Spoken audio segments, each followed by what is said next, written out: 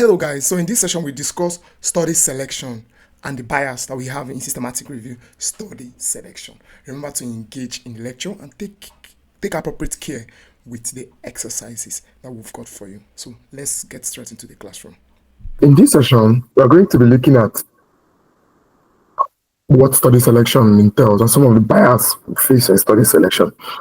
And also, maybe on the course of this session, we're going to look at what is study selection, what are the key steps in study selection for a systematic review, what are some of the possible bias that we might actually encounter on the course of performing our study selection, and what are the common sources of these bias in performing our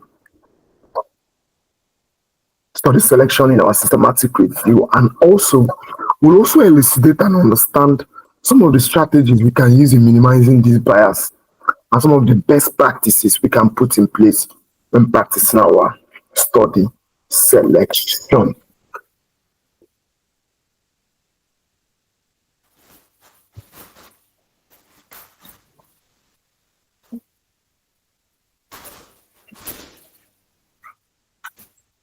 Cool. So as a matter of fact, before we dive into our show for tonight, we need to understand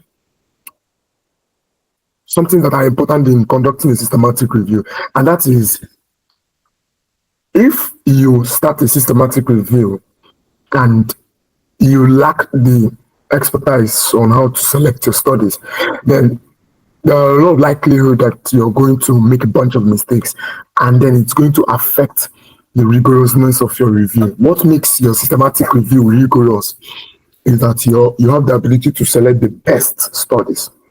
Once you've got the best studies selected in your systematic review, then it means that you're up for massive success in it. So, like I said before, let me reiterate on my point.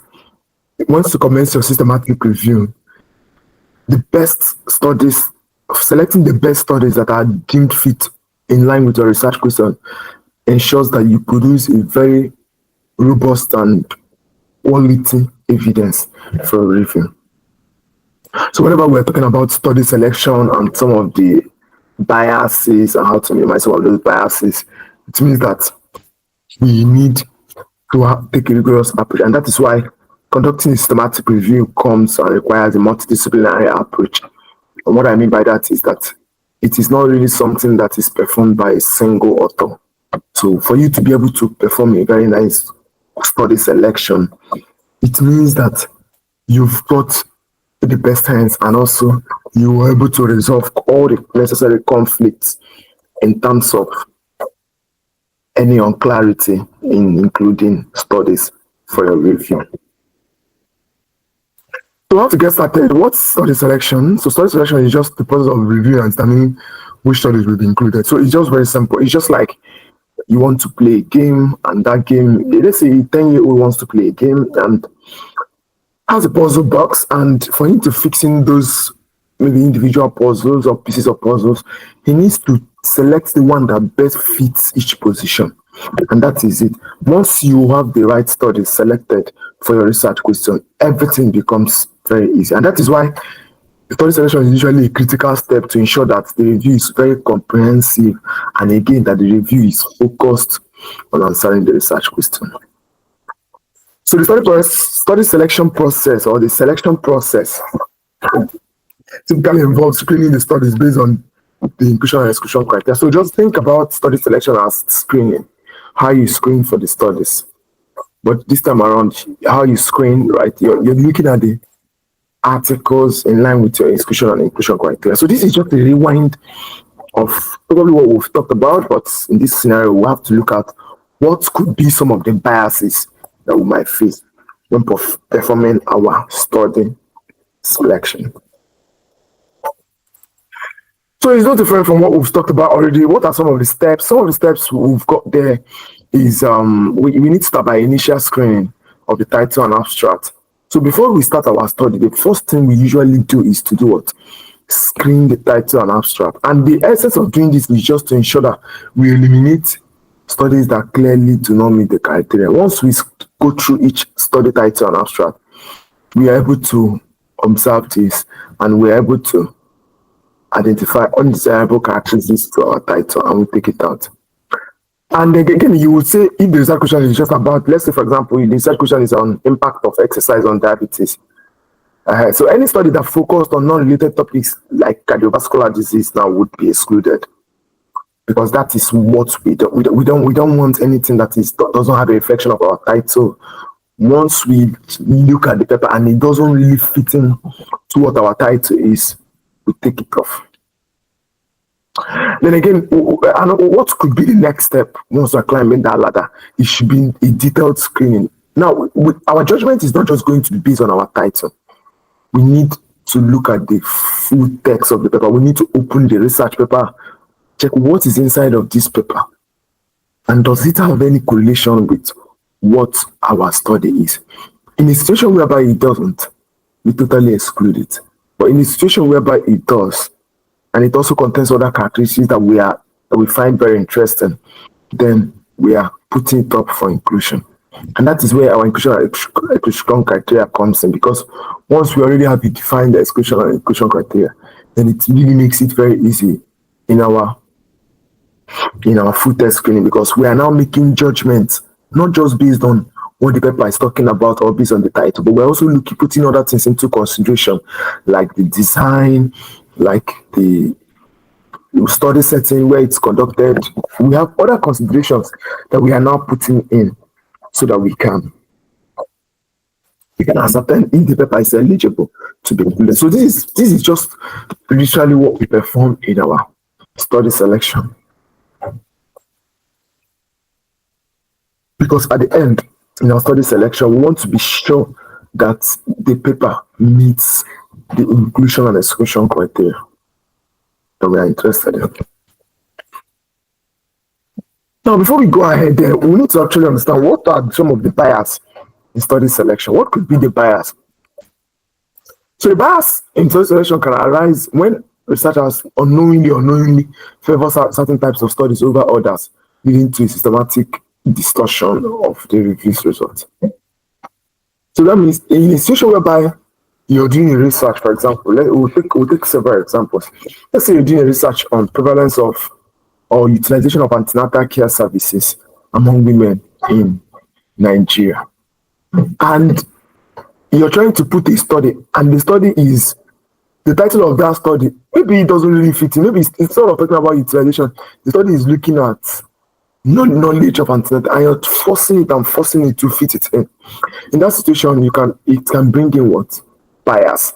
Remember that bias might end up becoming, maybe depending on maybe how you want to view it. But the point is that either unknowingly or knowingly, you're trying to force or fit in, or maybe you want to select some certain group of papers that maybe you published, and you want to make sure that your study is part of the included studies. You're not out there to check out for other quality studies. Then that is what bias and study selection. Bias is just when we are now reviewing those databases and we are putting in studies, we now begin to make other considerations that is influencing it. For example, beautifully, selecting only studies without significant results, publication bias, that could be publication bias. Maybe they don't have enough information and still select them. So that thing can skew the overall finding of the review. So that is why during your study selection, in your systematic review, you have to prioritize the appropriate studies that has the quality of evidence that you're interested in. So what could be some of the sources of bias that we might have? Remember that when we discussed about our inclusion and exclusion criteria, we did even mention that in your inclusion criteria or exclusion, some other things we put into consideration could be language, it could be publication status, and all that, right? And now, in this scenario now, publication bias now could be that maybe the studies maybe they are likely to be published, leading to an over-representation of such studies in systematic reviews. But in that situation, you want to know how force it in. Or maybe the review that only includes studies published in English. In that situation, whenever we finish our systematic review and we are telling the reviewer or the author that we are only going to include studies published in English, then that means that we are also overlooking maybe potential studies that were published in French. We won't be able to lay hands on that. That is why when a PhD student says that they've identified a gap in literature, I really pity them, because there are a lot of Chinese papers that have the same title of what you're doing, but because you're using English, you now think that nobody has done it. Remember that gap in literature is all about the unknown. While you're trying to solve the unknown, you forgot that somebody exactly somewhere in China is already living on that house, or is already living on that topic house, kind of. Let me put it that way.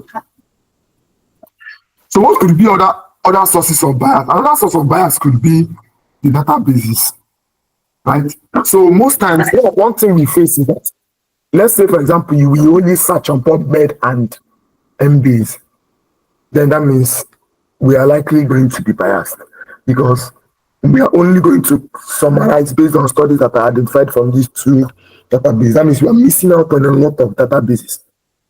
So this is just very simple. This is just what bias means. Like, once we are going out of other databases, or we are searching only on Google Scholar and not searching on maybe a very more streamlined database like PubMed or medical, anything, the upper cycling for, then we are missing out on numerous studies. And that is why understanding the sources of bias happens to be very paramount. So, but then the question now could be, what could be the strategies for us to minimize some of these bias? You know, so if we are talking about language bias, so that means we need to now employ more hands so that we can have something that we call a Google translator to be able to do what? Screen all those studies. So we need multiple what? Reviewers. That could be a very massive strategy. And also, blinded screening. So let's say in a situation whereby I'm conducting a study, like currently now, I am currently conducting a study on a systematic review on biomedical waste management in Nigeria. And fortunately, I happen to have one of my publications around there to be an included study. So if I want to now screen for the study, now I have to give it to another person to screen it so that I wouldn't bring in bias in it. And also, comprehensive search is also very good that while we are searching, we need to expand our search, because the more we expand our search, the more it has the capacity to yield literature. So these are some of the strategies that we need to put in. So let's say, for example, you're conducting a study around Africa. So that means you need to search Ajo, apart from searching PubMed, Shina, and all those other databases. So then what could be the best practices as usual is to use the what? The Prisma guideline. So remember that we use the Prisma guideline to record how our studies were selected at all the stages. And once we are done selecting these studies using the Prisma guideline, we quickly record it on the Prisma. Right? And also the duplication or the duplicate screening. Having two reviewers screening your study during selection makes a lot of sense, because it's not just only you that is judging it. So this is important for any of us tomorrow that will be conducting a single review that is just your own. You have to note in the limitation section that some of the bias you faced were what?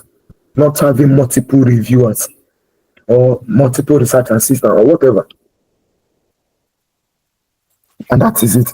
So now I'm going to take up an example. We are going to look at our practice question that we've got already. So I'm just going to open something. I'm just going to create something. In fact, I'm going to call this a rough.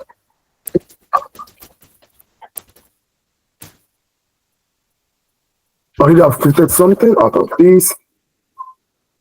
And but I'm going to just perform the study selection. So I'm going to choose our topic. Remember, our topic is determinants of. Remember, we're working on what? Determinants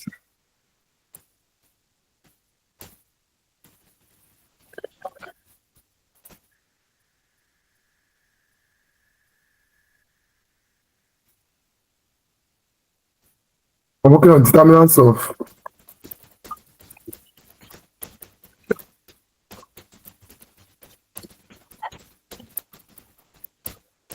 Okay, cool. So this is our topic now. Let's just go back and get our search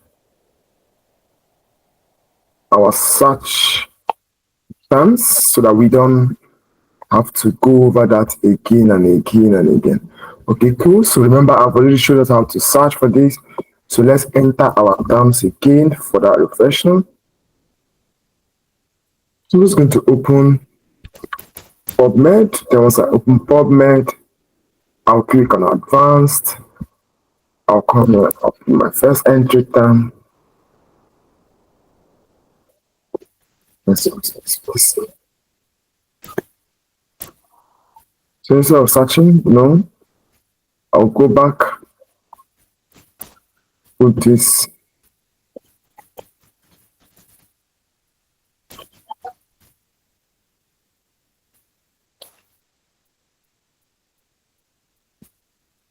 So I've added it to history.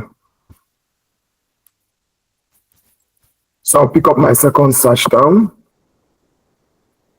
Remember, we are performing study screening, so we'll take it up from study selection.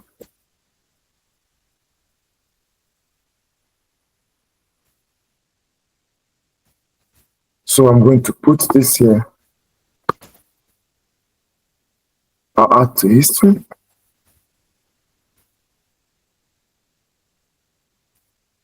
I'll go back there.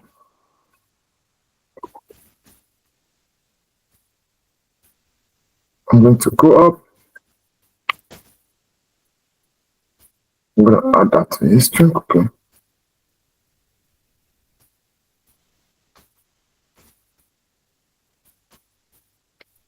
Then I'm also going to go there again for determinants. So while I pick up determinants, I put it on the query box. And I check it out. Nothing serious. I hit that in. I still got this, and remember, for me to combine the search terms, I'm going to join it with the AND Boolean operators. I'm going to press #1 and #2, #3, #4. So I'm going to quickly add that to history. So we have 4,000 papers. Now, once I click on this, now the next thing I'm going to do, I'm not going to hover around here. I'll go to my inclusion and exclusion criteria, because for me to perform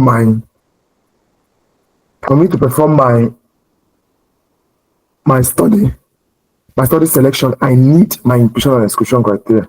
I really need, and this is my inclusion and exclusion criteria that I formulated in our last session.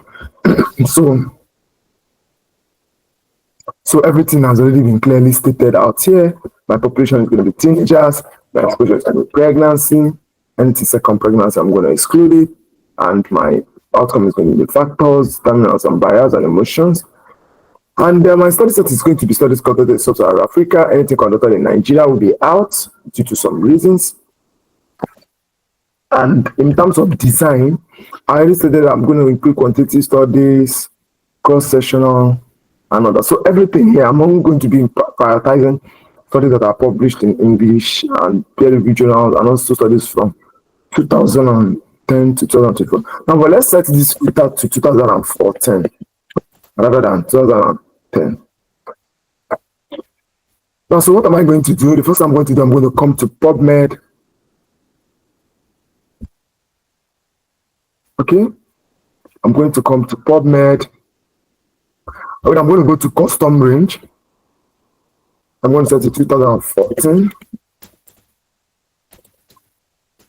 to 2024.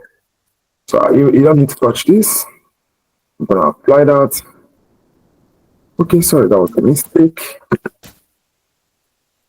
Okay, so automatically that has reduced. And I'm also going to go further to set others, because I'm not interested in systematic review. Remember, in my inclusion and exclusion criteria, I clearly made it. I made it clear in my inclusion and exclusion criteria here, design, that in my exclusion, I'm not interested in systematic review. So you see it. I'm not interested in systematic review. So that means I'm going to filter that out. I'm only interested in what I said I'm interested in is in I said I'm interested only in quantitative studies, like observational studies, qualitative, randomized control trials, and all that. So I'm going to just come here. I'm going to include these two in the filter. It comes down. I'm going to add an RCT. It goes up. I'm going to add. I'm not just in preference. So remember my inclusion and exclusion criteria. I already made it clear that I'm going to exclude preference. I said it here. So what's a preference? Yet to be published study. That could be the very simplest explanation. I'm only interested in studies published in English. So I will have to go back. Remember, we've talked about all this. I'm going to tick English. Of course, I'm interested in humans. Okay, remain same. Interested in humans. If I want to go extra mile, I've brought adolescents, which I'm interested in. So I could just click on adolescents. So to make it go more further. So is there any other thing that was not attended to clinical trial? Just add it. It goes up. Okay, so I'm going to exclude this. Okay, cool. Now, remember we are talking about body selection and how we can actually meet the bias. But in the case of this video, I'm going to be using both the Zotero software and the Excel software to perform my screening. So in this scenario, I'll start by showing how we can put the fields in Excel. Then we'll process. So I'm going to click on save.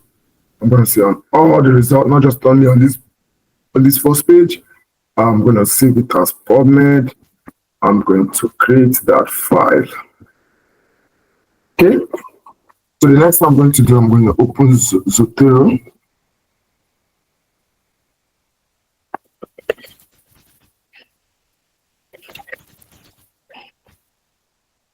So I'm opening Zotero. So while Zotero is opening, I need to get myself a sample. No. Okay. So it seems like, okay, that's opened. Now, what I'm going to do next now is I'm going to import that file from PubMed. So how do I do that? I'm going to click on import. I'm going to click on next.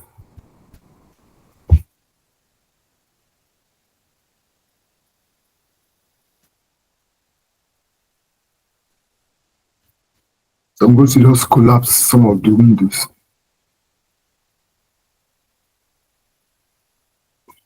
So I'm going to go to my downloads.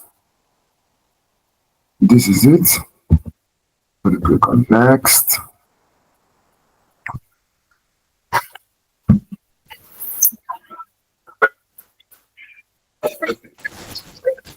So finish.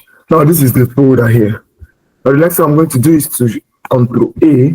I marked everything with Control A 108. Then I right click, export. You check this file, it has to be in CSV.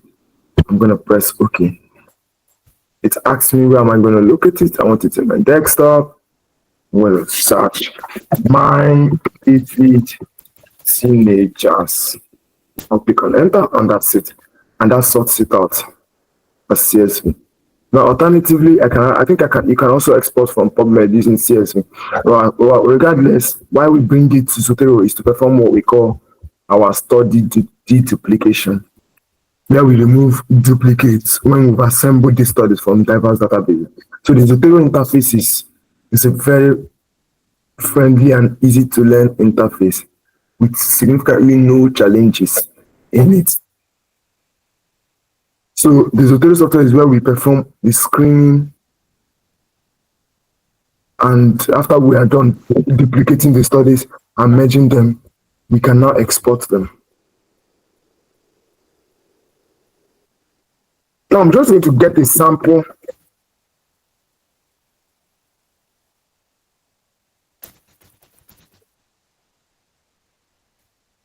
of a Prisma flow diagram. That will be really helpful.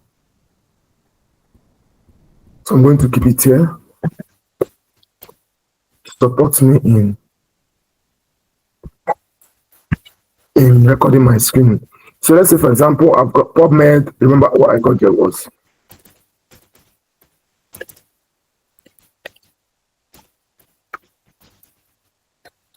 I got 108 articles from PubMed.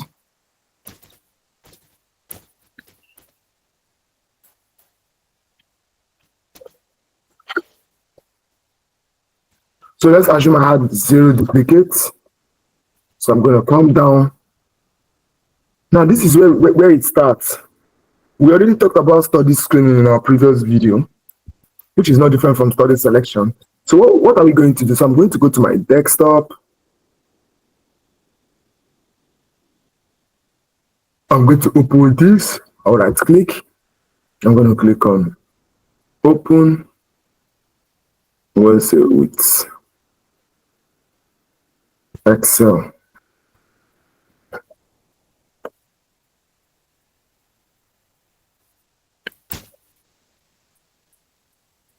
Now, remember, we have our eligibility criteria, we have our inclusion and exclusion criteria here, which we are touching again. Look at our inclusion and exclusion criteria.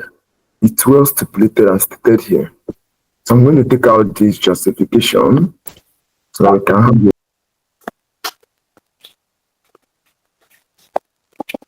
Okay, cool. So the next thing I'm going to do is I will now have to. So I'm going to now for us to perform our study selection. So we have all the studies. So this is just like another rundown for us, right? So remember here we have our research question, which is the research question is, or the topic is determinants of teenage pregnancy, subsaharan. And already based on this, we should be able to ascertain based on title and abstract some of the studies that will have the wrong title. Remember, we are here, we are just at this stage screening. So what we are screening is the 108 articles. So we'll take out the ones with wrong abstract and title. So how do we do that? To do that, we'll come here. So this is our title, this is our abstract. So remember in our last session, we did explain why we should have a detailed table. So now what am I going to do is I'm going to title this column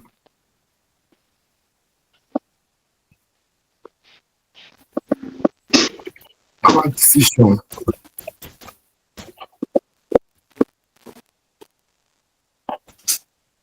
We'll title this our reason. Okay?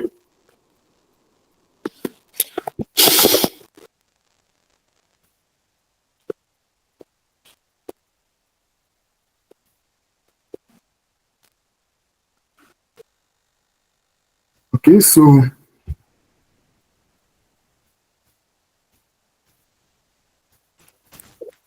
now what are we going to do? We're going to call this decision. No, we're going to call it our reason.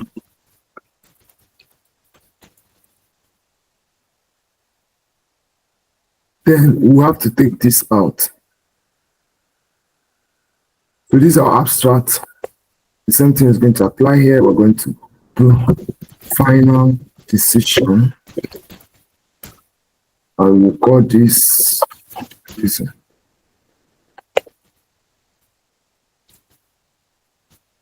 We'll call it reason.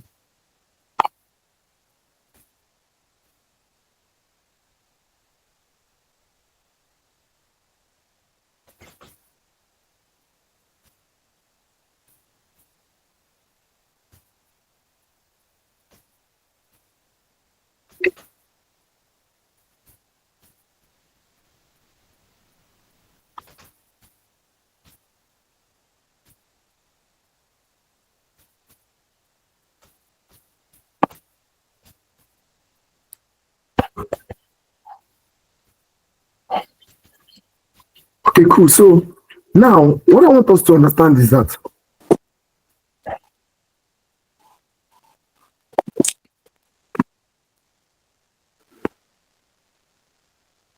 you can say yes. So now what we'll do now is when we now come to this column, for us to perform our title and abstract screening. So we'll come here, we'll read the title. So let me expand the title.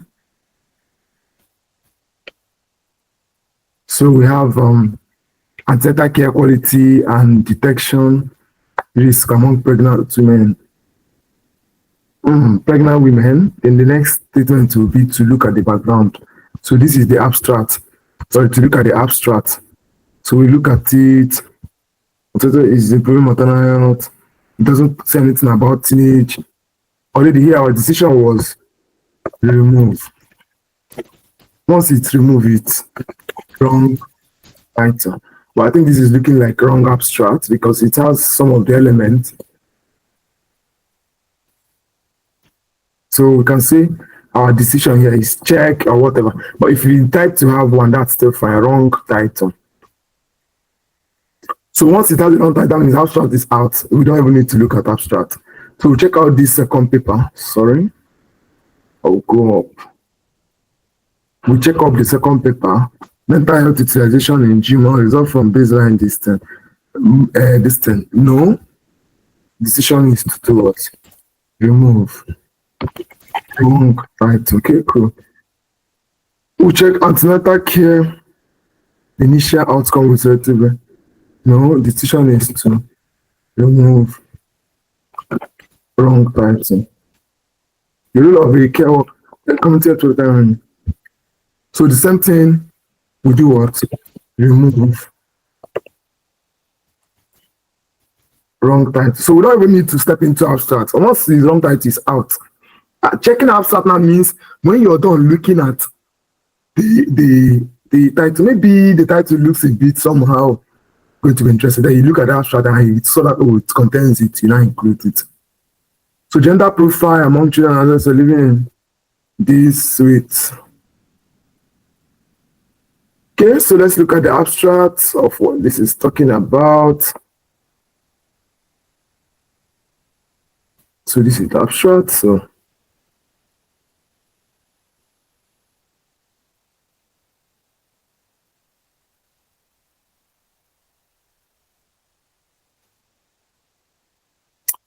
wrong title, wrong.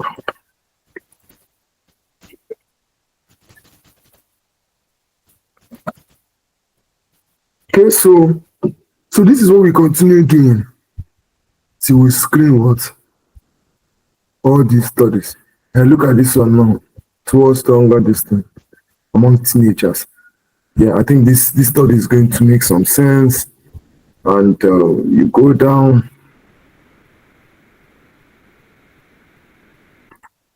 So technically, you go through all the papers. So let's assume we've gone through all of them. Wrong title is 88. Then the remaining 20.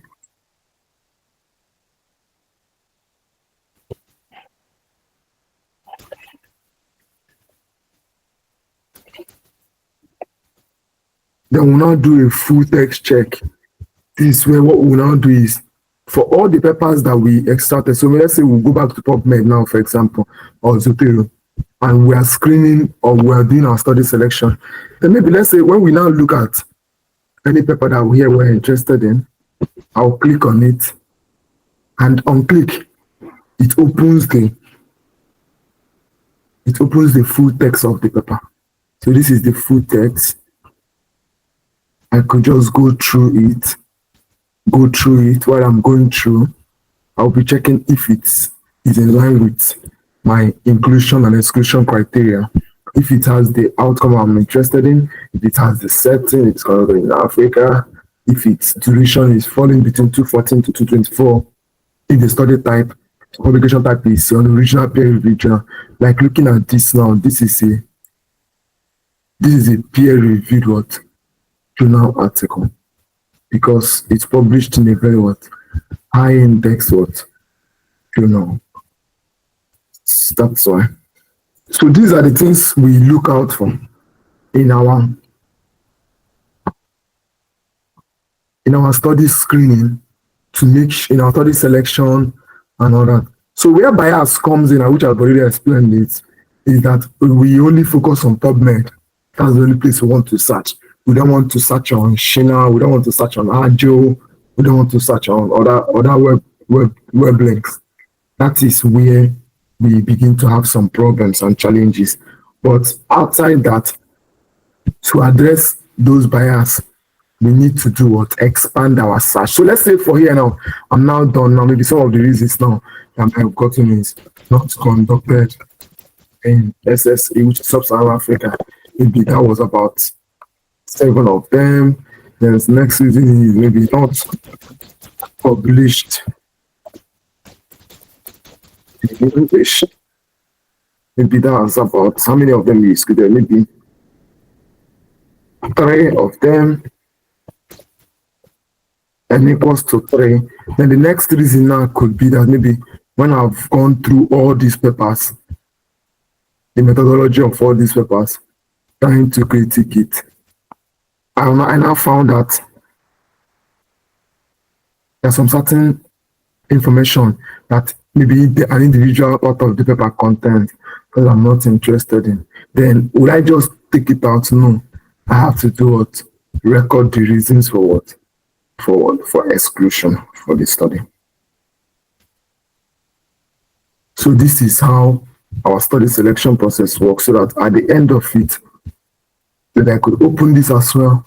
Once I now have my 5 PDFs down, I can now use it to do what?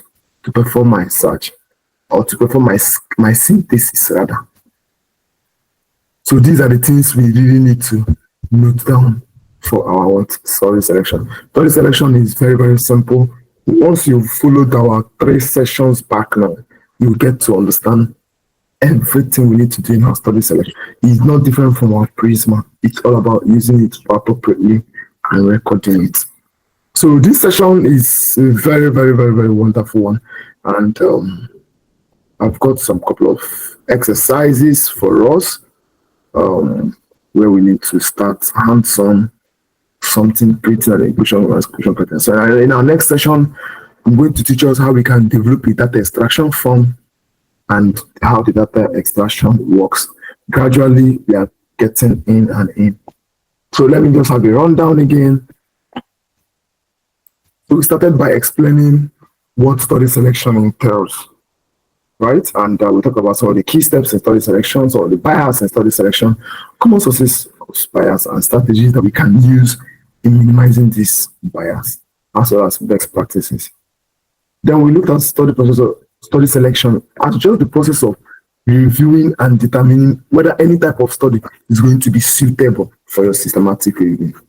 And I did mention that it's a very critical step to ensure that your systematic review is comprehensive and it's very well focused on answering your research question. And that's why this screening process is just typically checking the studies against the inclusion and exclusion criteria. Looking at the steps, you won't just start with the inclusion and exclusion criteria. The title and abstract is very attractive.